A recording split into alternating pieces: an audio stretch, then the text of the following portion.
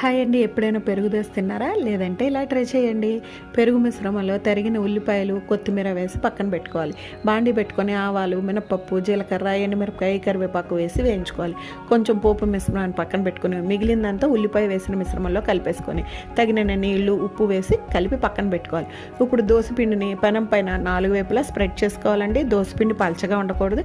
ఇలా స్ప్రెడ్ చేసుకున్న ఈ మిశ్రమాన్ని 2 వైపులా కాల్చుకోవాలండి. కాల్చుకున్న తర్వాత దీనిపైన మనం ముందరగా సిద్ధం చేసుకున్న పెరుగు, పోపు మిశ్రమాన్ని వేసుకోవాలి. వేసుకున్న తర్వాత పైన కొంచెం గార్నిష్ కోసం పోపు వదిలేసాం కదా, అది కూడా వేసేసుకొని దీనిని ఒక పావు గంట వదిలేసి తిని చూడండి.